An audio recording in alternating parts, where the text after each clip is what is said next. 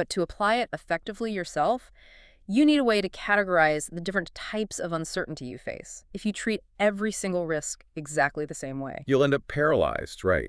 Because some risks are much bigger or scarier than others. Exactly. Strategic people understand that different kinds of uncertainty demand different approaches, different levels of analysis, different mitigation strategies. Okay, so what's the first major distinction we need to make? Let's start with maybe the clearest word, reversible versus irreversible risks. Reversible meaning you can undo it if it goes wrong. Pretty much. Reversible risks are incredibly valuable because they let you gather real-world data at a relatively low cost. You can usually walk them back without causing permanent damage to your core financial stability, your long-term reputation, or your key relationships. Give me some examples. Okay, starting a small side business while keeping your main job. Renting an apartment in a new city for a year to try it out, instead of immediately buying a house there. Signing up for a 6-week online course in a new skill, rather than enrolling in a full-degree program right away. Things you can stop or change without massive consequences. Right. And Lisa's strategy, reflecting the research, was actually to take more of these small, reversible risks. Why? To continually build her tolerance for uncertainty and to gather valuable market information cheaply. They're like the cheap experiments of life. Even if they fail, the knowledge you gain is often permanent and valuable. Okay, so what about the other side, irreversible risks? These are the ones that require extreme caution.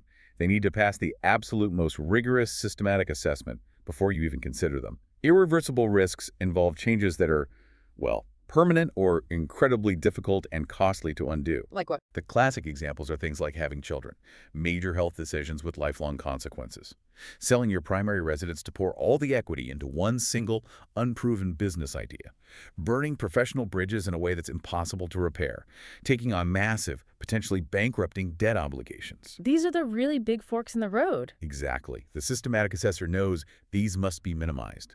They should only be pursued when the calculated expected value is overwhelmingly positive, and all feasible mitigation strategies are firmly in place before you commit.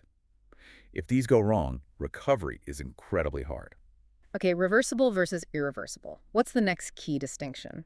This one comes more from the world of finance and investing, and it's perhaps the most powerful lens for seeking opportunity. Asymmetric versus symmetric risks. Asymmetric, meaning unbalanced. Precisely. An asymmetric risk is the holy grail of strategic decision-making.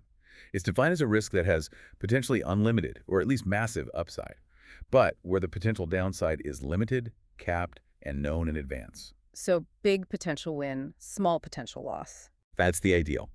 Starting a highly specialized consulting business, like Lisa did after her validation stages, fits this model. The potential downside was capped her time invested in her calculated risk capital, $55K plus mitigation. But the potential upside, financial freedom, building a valuable asset, potentially unlimited income.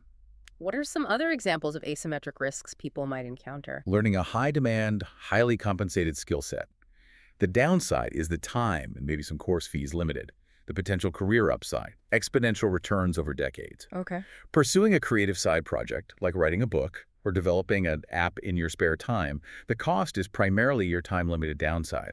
The potential payoff, if it connects with an audience, can be massive, life-changing upside. So the strategy is to actively seek out and prioritize these asymmetric opportunities. Aggressively prioritize them, yes. Now, contrast that sharply with symmetric risks. Symmetric meaning balanced. Balanced in a less appealing way.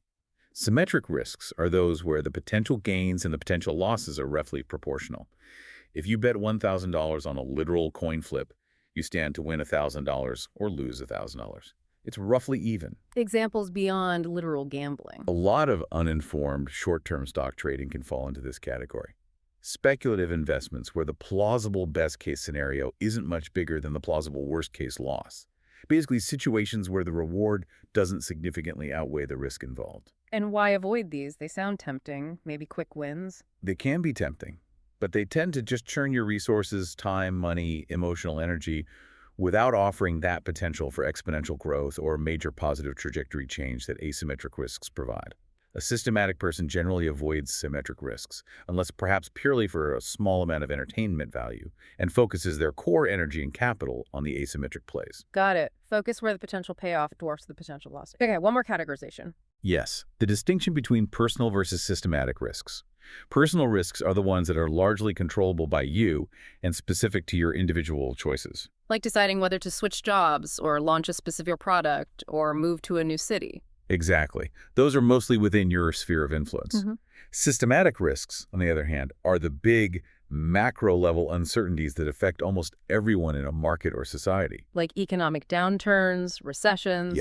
Or major demographic shifts, global pandemics, widespread technological disruptions, changes in government regulation, things largely outside your personal control. So since you can't really control systematic risks, how does the framework tell you to deal with them? You can't mitigate a recession personally. Right, your strategy has to shift. You can't eliminate systematic risk, so you focus on positioning yourself to withstand it or maybe even benefit from it. Lisa, for example, focused on meticulously managing her personal risks, the launch plan, the finances. But she also structured her business low overhead, flexible services in a way that could potentially benefit from systematic changes. How so? Well, like if an economic downturn forced large corporations to downsize and outsource more specialized legal work, her consultancy was perfectly positioned to capture that new demand. She used flexibility and low fixed costs as her shield against market volatility, while focusing her control efforts on the personal risks she could manage. Okay, we keep coming back to that 87% number, most of us underestimating our risk capacity. And we said capacity is that critical multiplier in the optimal risk formula. So the big question is, how do we actively increase that capacity? Is it just about saving more money? Money is part of it, for sure, building the financial runway.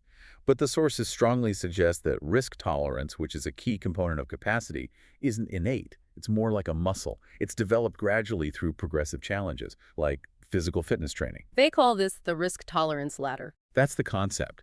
It's the mechanism for building what you might call systematic courage. You don't start by trying to bench press 300 pounds. You start with the bar. You start small. Prove to yourself you can handle that level of uncertainty and discomfort, gain competence, and then you move up to the next slightly larger challenge. And Lisa followed this progression quite deliberately in her transition. Rigorously. Level 1 on her ladder was all about low-stakes practice. This is almost purely psychological training wheels. What kind of things? Things that feel uncomfortable but have minimal real consequence if they fail. Like initiating a difficult but necessary conversation with your partner or your boss about a minor issue. Approaching a potential mentor you admire via cold email. The risk is just getting ignored. Or a polite no. Even trying a new hobby, where you know you'll feel awkward or unskilled at first. The purpose isn't necessarily the outcome of that specific action. Exactly. The purpose is simply to build your comfort level with feeling uncertain, with the possibility of rejection or awkwardness in environments where the actual stakes are very low.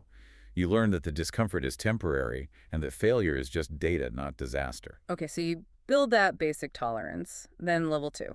Level 2 moves into professional expansion. Now the risks start to matter a bit more, specifically in your career context, but still aren't threatening your core security. Examples here. Volunteering to lead a challenging internal project at work, one where success would be noticed, but failure wouldn't likely get you fired. Proposing a new, somewhat ambitious idea to your leadership team. Actively networking in adjacent industries, maybe attending conferences where you don't know anyone. So, stretching the professional risk muscle, but without putting your main income source immediately on the line. That's the idea. Increase the stakes gradually.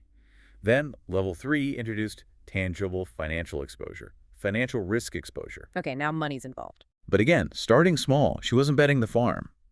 This involved things like starting a small, well-researched investment portfolio with money she could afford to lose, purposefully practicing salary negotiation, even if it felt uncomfortable, to get used to asking for more value, making those first necessary small expenditures for her planned business, like paying for a professional website design or a key software subscription. So it's about building comfort with seeing money go out and also potentially seeing it come back on a small scale first, handling minor financial ups and downs. Exactly. Building tolerance for financial variance.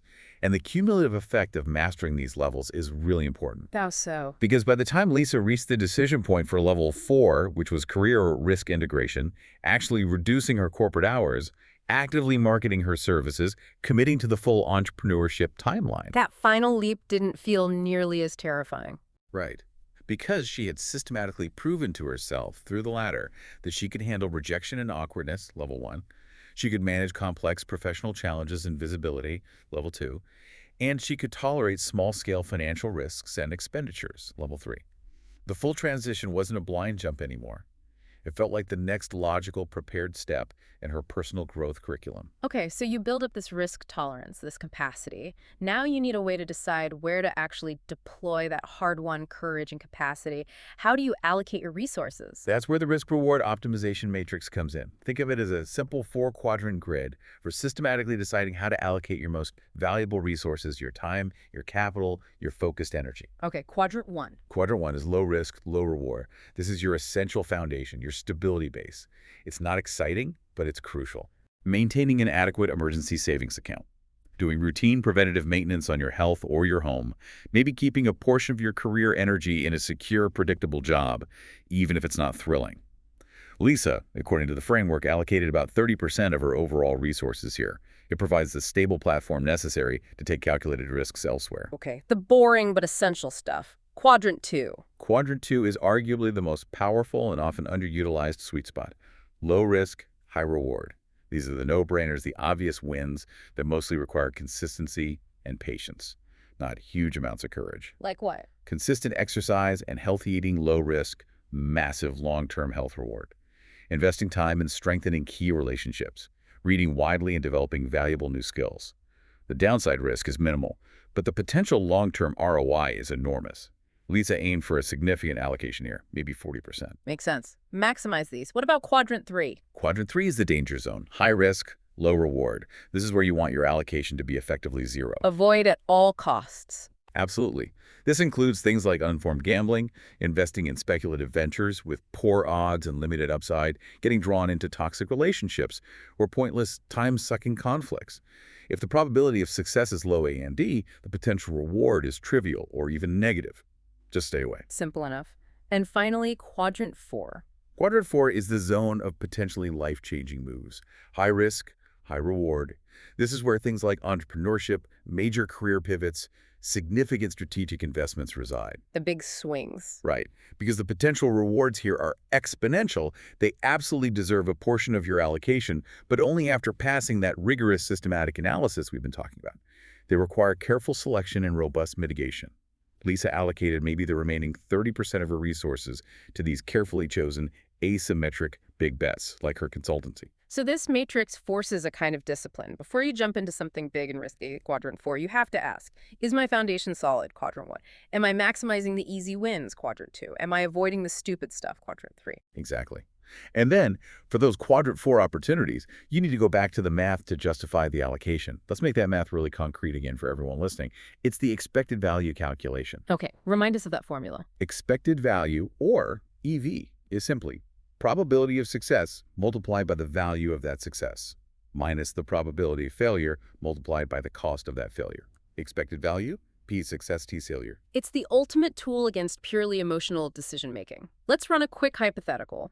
Say we're considering launching a new product, definitely a quadrant 4 risk. We estimate, maybe conservatively, a 60% chance of success. Okay, P success, explicit 6. And if it succeeds, we estimate the net value profit will be $100,000. Value of success equals $100,000. Now, if there's a 60% chance of success, there must be a 40% chance of failure. Right, P failure, 0.40. And let's say the total cost, if it fails, the investment we lose is $20,000. Cost of failure equal $20,000. Okay, plug those into the formula. All right, expected value, 0.60, $100,000. Add 0.40, $20,000. So that's $60,000 minus $8,000. Which gives us an expected value of $52,000. $52,000. Crucially, that's a positive number. It is. Therefore, according to this calculation, despite the very real 40% chance of losing $20,000, the risk is mathematically intelligent. The potential upside, weighted by its probability, outweighs the potential downside, weighted by its probability. So the rule is, if the expected value calculation comes out positive, you should seriously consider taking the risk. Assuming, of course, your personal risk capacity can comfortably absorb that potential $20,000 loss if things go wrong. Precisely. If the EV is positive, the math says go, with appropriate mitigation. If the EV calculation comes out negative, then no matter how exciting the idea feels emotionally, the systematic approach says avoid it. it's statistically likely to be a losing proposition over time. That's the core difference between calculated risk-taking and just gambling. Okay, this has been incredibly insightful. But for you listening, we need to translate all this theory into something you can actually do. So we've structured a kind of 4-week action plan based on the sources for you to start applying this personal risk assessment system right away. Let's make it concrete. Week 1 is all about assessment. Stop guessing, start measuring. Calculate your precise financial runway. Total liquid savings divided by your actual average monthly expenses. Get that number down cold. Okay, runway number. What else? Honestly, assess your professional alternatives. How quickly could you realistically secure another decent job if your current one disappeared tomorrow? What skills do you have? Who's in your network? And inventory your real emotional support systems. Who can you actually count on when things get tough? You need that data-driven baseline of your current actual risk capacity. All right, week 1, know thyself quantitatively. Then week 2 is opportunity identification. Yes. Now, make a list. What are the major decisions, the potential opportunities, the transitions that you've been consciously avoiding because they feel uncertain or risky?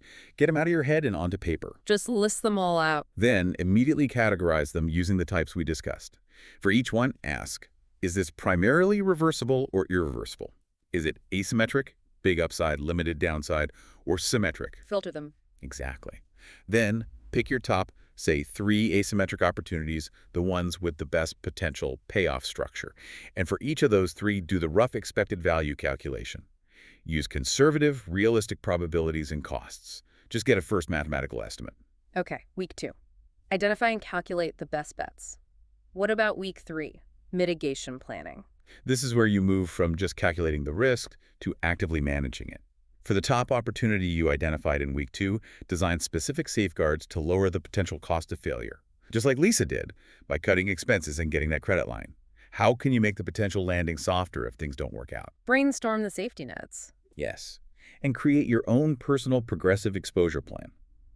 How can you start with level 1 low-stakes risks related to this opportunity, using that risk tolerance ladder?